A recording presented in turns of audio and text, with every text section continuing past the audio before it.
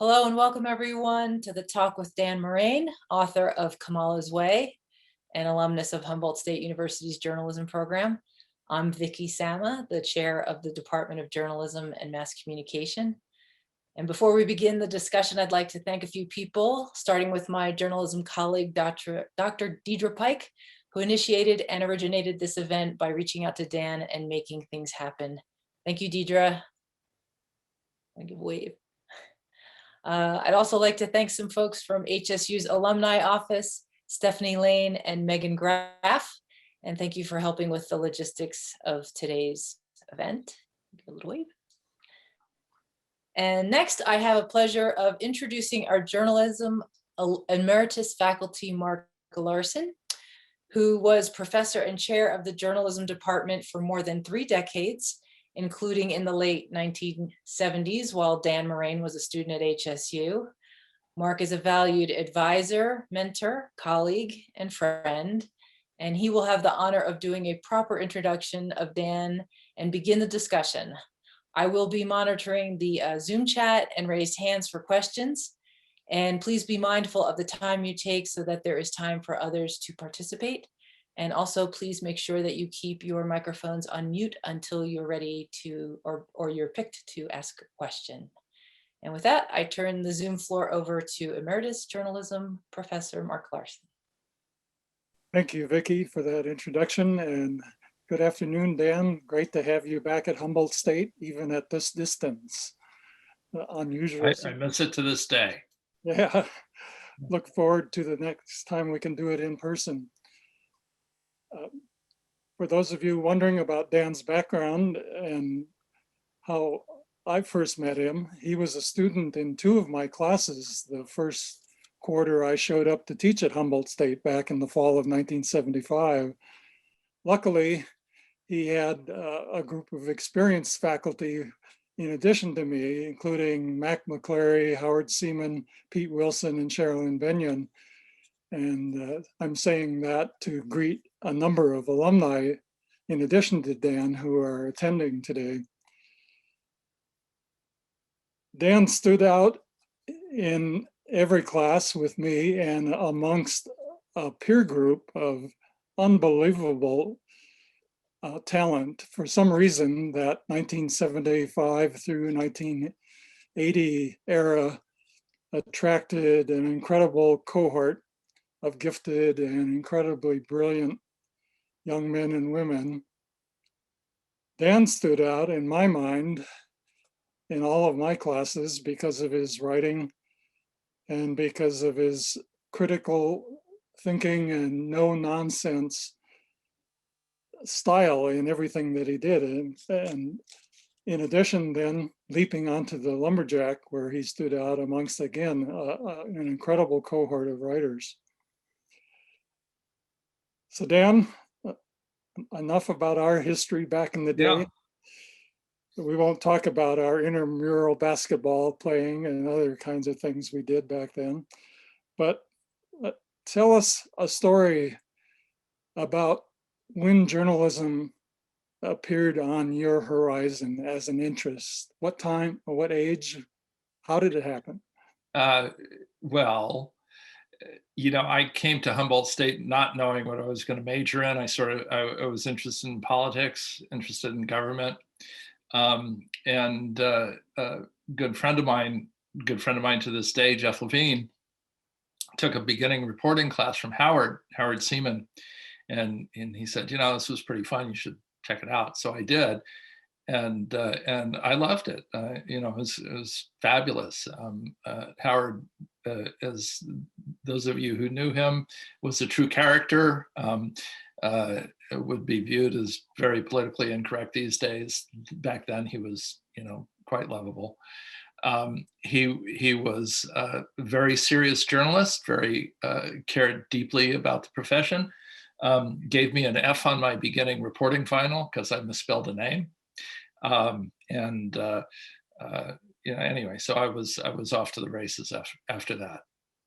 So, and I should say, you know, Mark was, you know, really a breath of fresh air back then. He was not all that much older than many of us, came in with some impressive credentials and was a great photographer, and he generously gave me a C in his photography class because it just wasn't my calling or passion. But I showed up and I did all the assignments, so I guess that passed for a C. Well, there's still time. We could maybe do an online class or something. Yeah, there you go. So post-graduation and your resume and clips from the Lumberjack, how'd you find that first job? I think it was Longview, Washington, wasn't it? No, that was my third job. Okay. Fourth job after. So there was a weekly in Arcata called the Arcata Union, which is where I started as I was finishing up school. And then after college, I bummed around Europe for a couple months and asked my mother. I had written a bunch of letters to basically every paper in California, small paper in California, and sent her a note when I was about 2 weeks away from coming home. Would you please drop all those in the mail? And she did. And my first job was at the Madera Daily Tribune, which at the time was the smallest circulation daily in the state of California. And I stayed there for 3 months and then got a job at another place I had applied to in that summer of '77 at the Oceanside Blade Tribune, a paper that no longer exists in San Diego County. And that was lovely because I lived with some guys on right across from the beach in Encinitas. So I stayed there for 8 months and then got a job up in Longview, Washington, where I stayed for all of, I don't know, maybe 18 months. And then I got hired at the LA Herald Examiner, took a cut in pay when I left Longview, Washington, which was a really good paper. Took a cut in pay to go to work for the LA Herald Examiner to cover night cops and sort of learn the ropes. And I should say that I did not win my first Pulitzer, first of many Pulitzers I have not won, because I left Longview about 5 months too early, 6 months, I guess it was. In May of 1980, those of you who are historians or remember Mount St. Helens blew, and the Longview Daily News won the Pulitzer that year for its kick-ass reporting on the eruption of Mount St. Helens, and I probably would have been there to help contribute to that Pulitzer coverage, but I was down in LA. So, yeah, good timing with your leaving of Longview just before the volcano. Right. Yeah. So Dan, we're going to get to your book after this question, but what skills and experiences from your years of reporting and being op-ed page editor at the Sac Bee and a column writer, what skills from that experience prepared you for writing this biography about Kamala Harris? Well, so with the exception of that 18 or so months that I spent up in Washington State, I spent more than 40 years as a journalist in California, and 27 at the LA Times, and I left for a couple months when I quit the Times after the presidential campaign in 2008. Quit in the beginning of 2009. I went into PR for a little while, and then the Bee hired me starting in 2010. So really for the 8.5 years I was at the Bee, and the 27 years I was at the LA Times, and the year and a half at the Herald Examiner, et cetera, it was all covering California. And so Kamala's Way, it's Kamala's Way in American life, but really it's a California story. And so many of the episodes that I write about in Kamala's Way are stories that I covered over the years. I mean, I wrote a lot about gun control legislation. There's a couple paragraphs I write about a terrible shooting in 1989 at a schoolyard in Stockton, where 5 babies were killed. And I covered that story, and then I covered the aftermath of legislation. And anyway, so there are a bunch of these stories that I could draw on. So although, I got the contract, the deal to write this book at the beginning of September, and my deadline was November 3rd. So basically I had 60 days.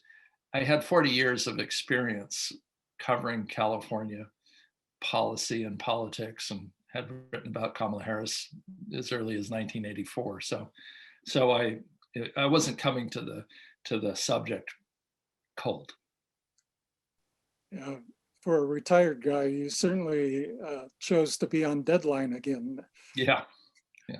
So my main question about the book about Kamala Harris is, what surprised you most about Kamala Harris as you did the research and interviewing for your book? Yeah. So I knew her. She mostly from my time at the Sacramento Bee. She ran for California Attorney General in 2010, which is when I started there. So I was I wrote about her race. I've always been interested in the justice system in California. I was a courthouse reporter and covered the California Supreme Court for the LA Times. And so I've known the attorneys general going back to John Van Kamp in the 1980s. And it's an important office. So it's one that most journalists don't pay a lot of attention to. So it was a niche that I sought to fill and did fill several times during my years at the Times and the Bee. So what I knew of Kamala Harris was, she could be incredibly charming, very charismatic. She's a good retail politician. She's very tough. She can be, in a business setting, truly no nonsense. You probably have seen her in her questioning of Jeff Sessions or William Barr or Brett Kavanaugh. I mean, she is very tough. She's a prosecutor. But one of the things that I tried never to do as a daily news journalist was to become friends with people I wrote about. It's just too complicated, and maybe I'm antisocial, but I never sought to be an access journalist. And so I wasn't one with her. So I didn't know her on any kind of personal level. I knew her as a candidate and as an attorney general and as a US senator, a little bit as a district attorney in San Francisco. So there were aspects of her I truly did not know. And one of them was this sort of empathetic side to her, which I found, quite endearing. And it really started with my very first interview for this book. Her main campaign consultant is this fellow, Ace Smith, who works out of San Francisco, lives up in Marin County, or down in Marin County from where you guys sit. And his wife, Laura Thomas, who is a political fundraiser. And she had worked for Kamala Harris. She worked for Kamala Harris in her first run for district attorney and throughout her time as DA. They had a daughter, Lily, who I never met, but from all I've learned was a delightful person, precocious, really smart, well-read. And she had Apert syndrome, which is a malformation of facial bones. And so it really set her apart. But anyway, she volunteered on that first campaign for Kamala Harris. I write all this in Kamala's way. And Kamala would come into the campaign headquarters, and if she saw Lily, she would, get down at Lily's level and kind of, make contact with her as you do with then a 9-year-old little girl. um, uh, anyway, Lily, Harris won the race. Lily grows into junior high school, and because of her facial, um, uh, uh, because of the syndrome she had, she wasn't teased at junior high school, but she was isolated, and so her parents sent her off to a boarding school. They all agreed, boarding school in Iowa, and there she had a seizure and died. Well, Laura was telling me the story. Lily's mom, Laura, was telling me the story, and tears were coming to my eyes. I mean, this is just terrible. I mean, I knew that Lily had died, but that Kamala Harris had dropped everything when she heard of Lily's death and went to their house and sat shiva with them. But then on Mother's Days and birthdays, and sort of the anniversaries that anybody who's lost anybody knows, those are the hardest days. Harris calls Laura Thomas and just says, hi, I'm thinking of you. I know what happened on this day, and so it gives her a sense of that somebody's out there thinking of her. So there's this empathetic side, and we all know about Joe Biden and his empathetic side, and so I'm not so sure that Biden knew about this before he picked Harris, but I do think it's as his running mate, but I do think that it's something they share in common. And I found other stories like this where she just reached out to people who, Laura doesn't work for Harris any longer. She hasn't worked for her in 10 years. A. Smith does, but it's not as if she's seeking anything in return for this kindness. But there are other instances like this that go all the way back to high school for her. So while she is tough, and while she's a very practiced politician, and she can be tough on staff, and she has lost friends who were once very close to her because she can be so tough.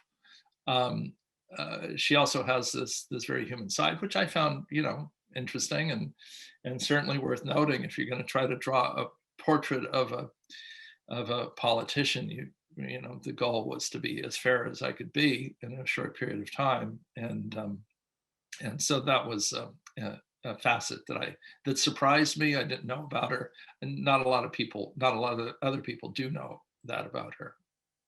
So, thanks, Dan. That's really insightful, I think, in terms of how you responded to the experience of gaining more information. Speaking of that, in retrospect, what do you think are the pros and cons of not having any direct interviews or contact with Kamala Harris? Yeah, well, it would have been far preferable if she had sat down for a series of interviews. I got Simon Schuster, took a flyer and hired me to do this book, gave me a contract to do this book. I'm not sure of the exact date, but I want, about September 3rd is when we reached sort of verbal agreement. I mean, I was happy to do it. I was honored to do it. But they didn't know me. So anyway, as soon as I knew that I was going to be working on this book, I sent an email to the Biden campaign person who was her press person, Sabrina Singh, and made clear that I was doing this book. I had this contract with Simon Schuster. It's going to be done by November 3rd. And I really want to talk to Kamala Harris, and she ignored me, or took it up with her people or whatever it was. Anyway, I didn't hear from her for about a week. And finally she called and said no. They weren't going to do it. Actually, she asked me for more information. And I told her what I was working, what I was doing, how I saw the book coming together. And ultimately the answer was no, they weren't going to participate. Understandable, she was running to, running for the second highest office in the land, and trying to make sure Biden was president and Trump wasn't. So she had other things to do. And from the Biden campaign perspective, it made total sense that they wouldn't talk to me. I mean, why would they risk that? And then if you're Kamala Harris and you realize people are going to be writing books about you, you know, would she really want a guy like me to be the person who she, you know, dishes to, who she talks to? You know, I had been very critical of her as Attorney General when she was Attorney General. I wrote the editorial for the Sacramento Bee where we endorsed her opponent. You know, I was always respectful of her. Never, you know, I don't believe I ever took cheap shots. I mean, I don't do that. But you know, I wrote tough columns about her and certainly critical editorials. So, you know, would she pick me as the person? No. So anyway, so there were a whole bunch of reasons why she didn't pick me. One was, I think the primary one was the Biden campaign thought it was too risky and wasn't going to do it. I would have loved to have asked her fundamental questions. You know, I want to know more about her fraught relationship with her father. When she was at Howard University as a college student in 1986, she writes in her autobiography, she marched against apartheid. Well, in 1990, when she was a first year deputy district attorney in Alameda County, Nelson Mandela spoke at the Oakland Coliseum. And I covered that for the LA Times. It was a, you know, he packed the Coliseum. It was a huge outpouring of support for this historic figure. And I had a very simple question: did you attend?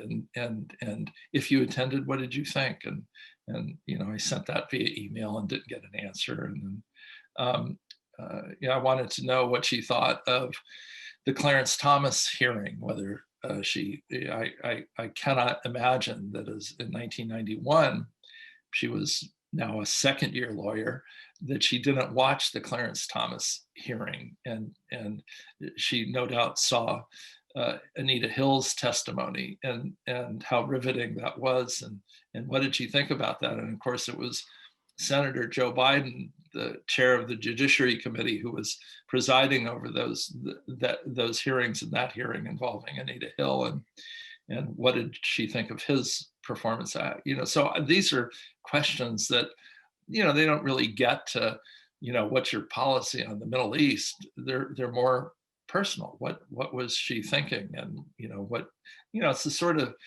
question that you ask somebody when you're doing a profile, and you sit down with them and you sort of walk through these points, and the only person who truly knows what she thinks about Anita Hill or is Kamala Harris, right? I mean, I'm sure she's confided in friends or told friends what she thought of the hearings and what she thought of Joe Biden's performance. So of course, it would have been great to have spoken with her.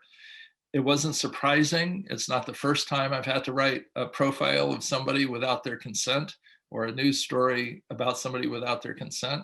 It's just the way it is. So, you know, I mean, so much of her life is lived on the public stage. We know who all her campaign donors are. We know who her campaign consultants are. I know who most of her friends are. And so I just, you know, I did the reporter thing, which is to paw through as many records as I could, read as many clips as I could. When I had questions about some of the things that were written about her, I tried to verify them. You know, use multiple sources. You know, I don't name every source that I use in this book. But with very few exceptions, they are the people who are, I mean, there were one or two who I couldn't reach. Some specifically declined to be interviewed. But I mean, she would know who all the sources are because they're all the people who have been around her. I'm not, you know, she's few might surprise her, but so anyway, you do what you can do. So. Thanks. That's a fascinating quandary to be in, actually. It gives you both some freedom as well as puts up some barriers around what you're going to write. Yeah, well, actually, it constricts you because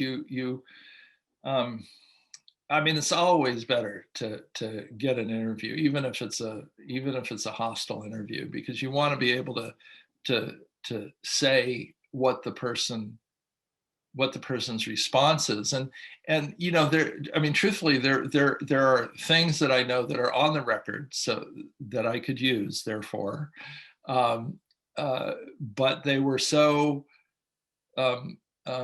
critical that I didn't use them because I just felt like I needed her response, and without understanding what her answer would be, without knowing what her answer would be, I sort of, I pulled a couple punches in that way, because the last thing I wanted to do was to be unfair, and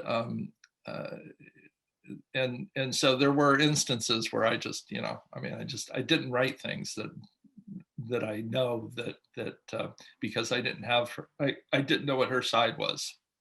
So it was there is a certain freedom, but there's also, if you're trying to be true to what you all taught me at Humboldt State, you have to take all that stuff into account and be extra careful, I think. Thanks for expanding on that. It helps a lot. It's also fascinating to read the book and then to look in the back and do the notes section and to see all of the attribution of where the information came from. One of the things I found most interesting about the book, in addition, obviously, to Harris's biography, was the 4 decades of California political history. And clearly, your reporting experiences and firsthand accounts of that arena of California politics pushed the book into a realm that I don't think any other author is going to achieve.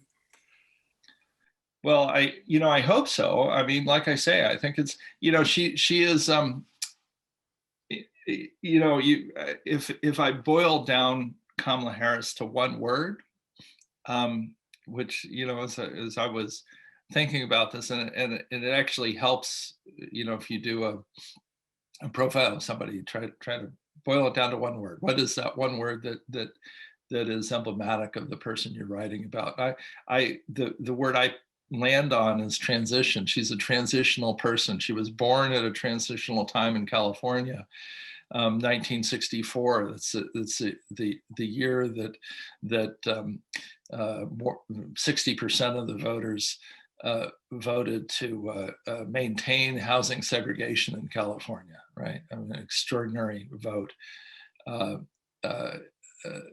it's the year that Lyndon Johnson won in a landslide and goes on to, for all the horrible decisions he made related to the Vietnam War, was a great civil rights president, and his election in '64 helped propel that, the Civil Rights Act and everything that happened in his one full term.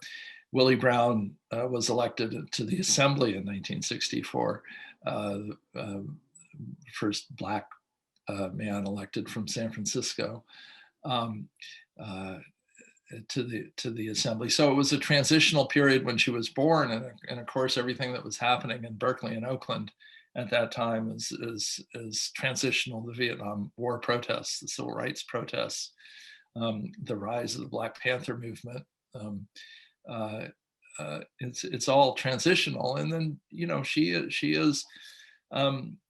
she's reflective of California's transition. When she ran for district attorney, she started as a deep underdog. She wasn't going to win. She went to the public library in San Francisco and photocopied photos of every prior district attorney in San Francisco and put them on a campaign brochure. And of course, they were all white guys. I got nothing against white guys, but she was a transition. So she was a transitional person for as California Attorney General, running against a far more experienced LA County District Attorney. And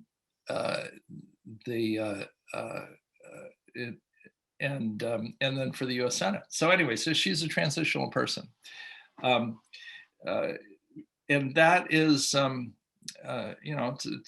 it's in a real sense, I think she's a new face of politics in California, will be a new face of politics nationally.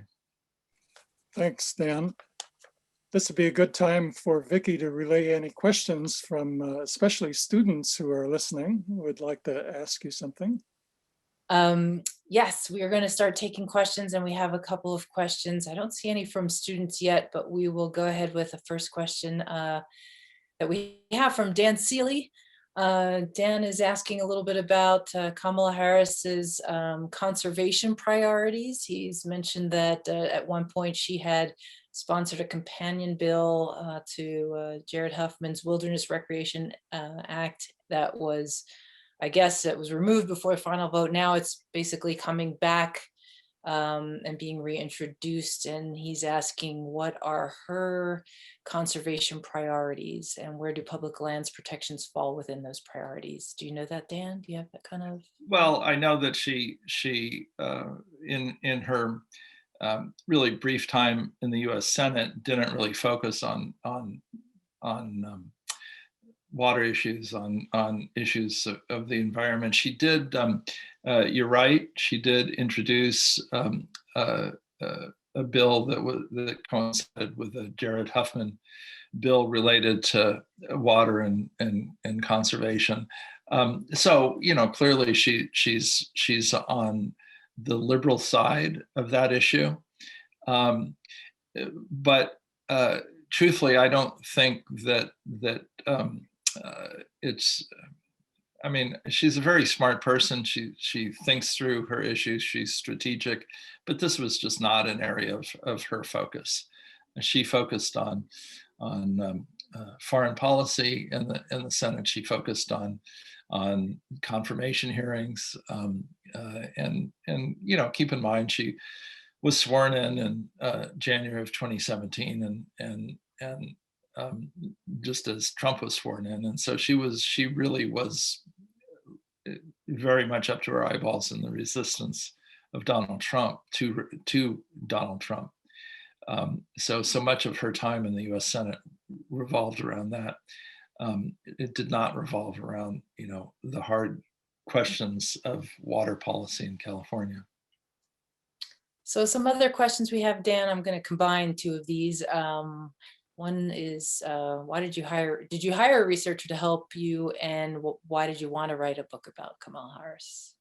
Yeah, well, I sure did hire researchers. I hired a great college student at UC Berkeley, who helped me with some of the Berkeley questions that I had, and also did a really important interview of a character in the book, Wanda Kagan, who's at the beginning of the book and then at the end of the book, is actually a very important person. Anyway, so Sasha Hupka was a great help. A good friend of mine, Andy Frillo, we worked together at the LA Herald Examiner, and we've known each other for 40 years. He was a great courthouse reporter, and he helped me a little bit with San Francisco reporting, her time as DA. I had a friend in LA from the LA Times, Josh Meyer, who was I knew from LA, and then he was in the Washington Bureau of the LA Times and is between jobs, and he was incredibly helpful with much of the reporting in the book about her time in Washington. He knows Washington. I know Sacramento in California a little bit, but he's well steeped there. And I hired a genealogist to help me understand her family tree, her mother and her father. And then finally, I hired a fact checker. So yeah. No, this was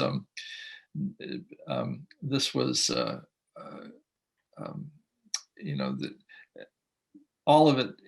I take responsibility for every piece of the information in it, and I certainly vetted everything that was delivered to me. But I knew who I had hired, and I know that they're total pros, Josh and Andy in particular. Nice. I'm going to open up the mic for one of our journalism students, Alexis Baltenbergs, who's joined us, and she's got a question for you, Alexis. We're going to let you ask that yourself. Thank you, Vicki. I wasn't expecting that, but thank you. So my question, well, it's kind of a two-part question, is when you're trying to get to the bottom of like a certain issue or topic, but your sources aren't very forthcoming or like they're kind of vague in an interview, like how do you get that information? And do you have any advice for young journalists? Well, the most important thing to get is a public record, a document. I guess I'm trying to think in the context of this book, if there was anything quite like that. I mean, I'm not sure there was, but in other contexts, I mean, there have been, bunches of stories that I've done over the decades that where sources were not forthcoming. I mean, you got to find a piece of paper wherever possible, documentary proof. A privileged document is ideal, so you don't get sued, or you don't have to worry about getting sued.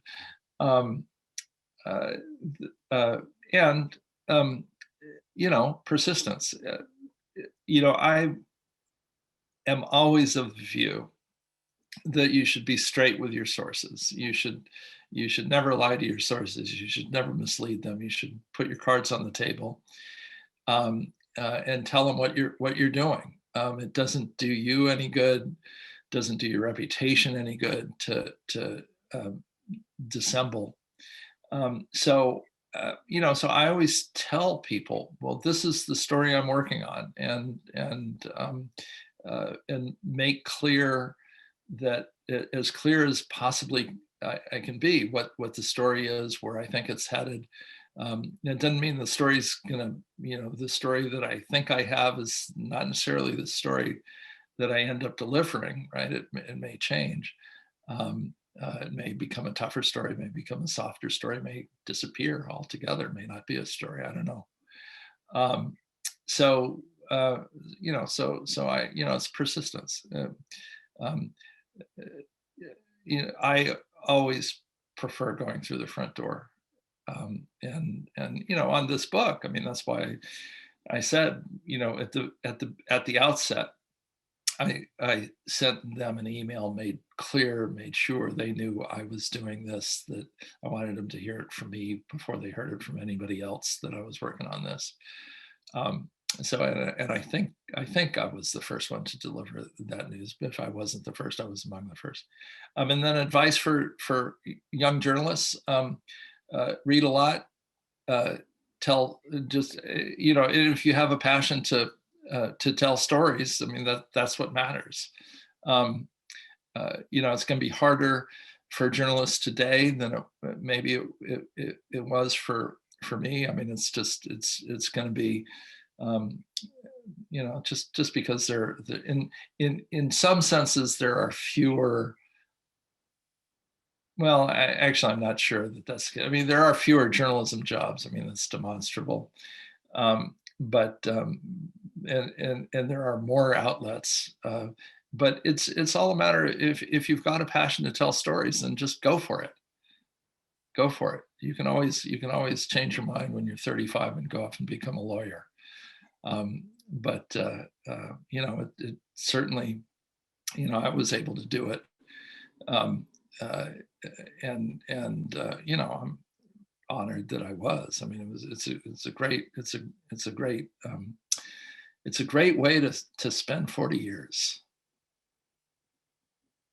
And our next question is from Sherman Shapiro. I'm sorry, Sherman, I had ignored your earlier question, which it seemed like Dan had already touched upon, so I'll give you this one. He asks, how does religion play in Kamala's life given a Jewish husband and a Catholic president? So this is another one of those questions that I don't have a full answer to. I know that she, when she was at Howard University, she went to church most every Sunday. I interviewed her neighbor at Howard, who's also a prosecutor, and she talked about how they would go to a different church every Sunday. You know, I know that she certainly was influenced by her mother. Her mother is her greatest influence, her most profound influence. And her mother is from India, and I believe Hindu. So her mother's dad died in 2009. So, you know, in terms of whether they go to church every Sunday or synagogue every Saturday or what, don't know the answer to that. I think she and her husband Doug Emhoff, you know, I think they quite like being married. I think that this is a pretty strong relationship. So we have a question from Emily, who also seemed, maybe Emily, I don't know if you want to unmute yourself and let us know if you went to school with Dan. She says she's from the class of 76. Maybe you know each other. She says lots of us from the cohort Mark referred to got our jobs because of our contacts with our professors and their contacts in the working world. And I don't know if she has do you have a follow-up question to that, Emily? Do you know Dan from being at HSU? Yes, I do. I remember him and John Diaz kicking up their feet in the typing room and acting like they had everything under control. Yeah, well, it was quite an act. Yeah. Yeah, so I just wanted to plug the professors. Stay in contact with your professors because they've got great contacts, even in today's heavily social media dominated world. And you can make your own brand which is quite daunting, but yeah, I'm just plugging HSU and the people there. Good stuff. Thanks. Sure. It's always nice to have alumni get to talk to each other again. That's always fun. Linda Loomis says, is it possible to get an autographed copy of the book? Of course. Where are you located? Send me an email. I'm dan.morain@gmail.com. And we'll figure it out. There you go, Linda. There's a question from Robert. How has Trump and his use of social media changed the journalist's job? Ooh, yeah. Yeah, well, you know, there will be books about that.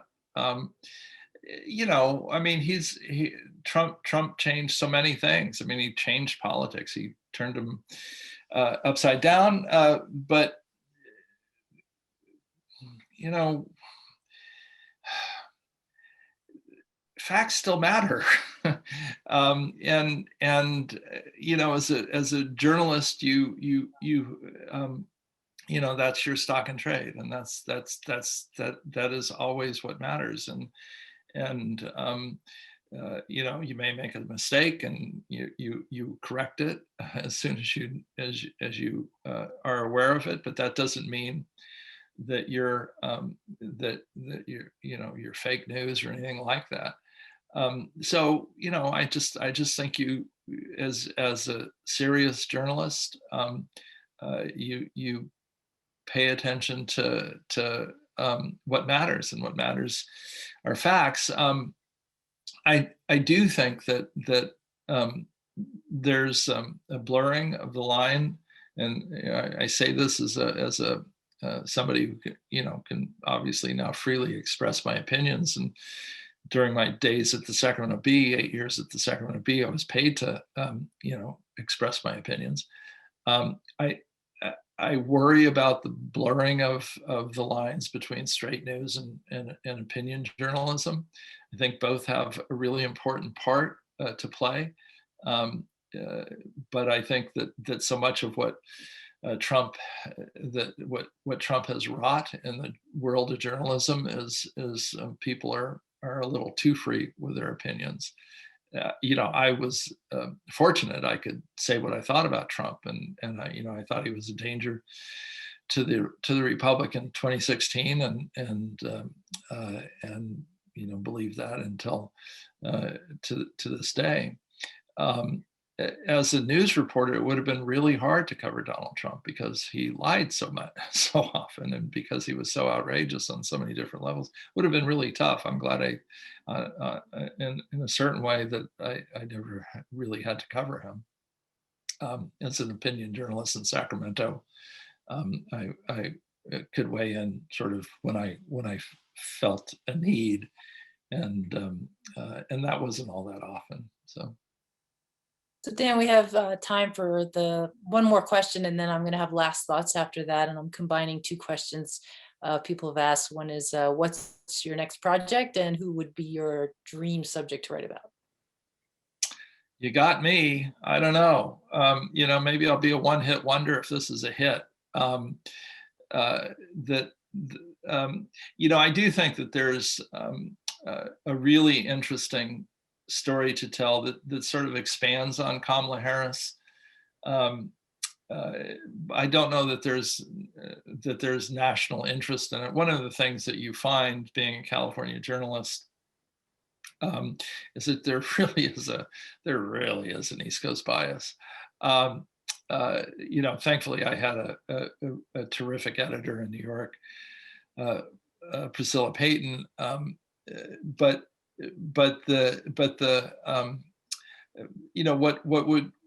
what I know is a great story is what emerged from the city of San Francisco in the 60s, 70s, 80s, and 90s, and that is this incredible organization of this incredible group of politicians. Willie Brown is one. Phil Burton is the sort of father of it. He was for Mark and I and others, Emily would know that Phil Burton is the reason that you have Redwood National Park for younger people watching. Phil Burton is the one who made Redwood National Park happen when I was up there. An amazing accomplishment for a guy who couldn't care less about a redwood tree, but he did care about power. Anyway, he created this incredible power base in San Francisco. And from him came Willie Brown and his brother John Burton, who was the most influential legislator I ever covered in my 30 years in Sacramento, responsible for all kinds of major pieces of legislation, from auto emissions that are now part of the national standard to the first bill in the nation to require coverage for people with autism. And then Nancy Pelosi sits in the seat John Burton sat in, Dianne Feinstein, and now Kamala Harris. So it's just sort of this whole, what happened in San Francisco that created these national figures in a very real sense, I think. Weird though San Francisco politics can be, San Francisco politics are kind of going national with Kamala Harris being vice president. So anyway, that's an idea I am playing around with, and it's gotten zero interest from my agent. So Dan, I'll promises to give more thought to it. I'll end this session with a very open-ended question, which I always tell journalists, my journalism students, is the most important question you could ever ask anyone at the end is there anything else you want to say that we haven't asked you? I remember so fondly my time at Humboldt State. This past year, 2020, has been such a terrible year, but it was good in that my wife and I got to spend a couple of long weekends up at Patrick's Point, walked around the square in Arcata, and so anyway, so I'm sure we'll get back up there again this year. So it's a great place to go, and you know, for aspiring journalists. I mean, it was a very different time when I got out of college, and you think about it. There was no MSNBC, no CNN, no Fox. The New York Times was a regional newspaper. You know, I worked for the LA Times when it was the largest circulation paper in the country. By the time I left, it was no longer that. It was declining. I mean, it's still a very good paper. But because of the internet, you know, what I wrote at the LA Times would be read in Australia and Ireland and all over the world. So journalism is changing, and I don't believe it's dying, it's changing. And you know, when I started in Sacramento, there was no Politico, no Cal Matters. Now these are no Kaiser Health News, and now these are all organizations that aggressively cover Sacramento. So we've lost a lot in journalism, but we're also gaining a lot. So for those of you who are journalism students who are paying attention to this, hang in there, go for it. Thank you so much, Dan, for joining us and for taking the time to speak with us today. It's been such a pleasure to talk with you about your new book. Congratulations on the book and its publishing. We're looking forward to seeing what comes next from Dan Morain. Well, thank you so much. Yes, and I also want to thank again Journalism Emeritus Professor Mark Larson for helping us out today and for joining us, for all the alumni who have come back and had the chance to enjoy this great talk, for our students who have participated and at least listened in to some really sage advice and some words, for my colleague Deidre Pike for helping organize, and for Megan for being here too, Megan Kraft, and helping us with the logistics from the Alumni Association. It's been a pleasure. Thank you all so much. And this was recorded. It will be posted on YouTube. There will be a link available, and we will probably send that information out to those of you who have participated so you can share that as well. Thanks a lot and goodbye. Thanks all.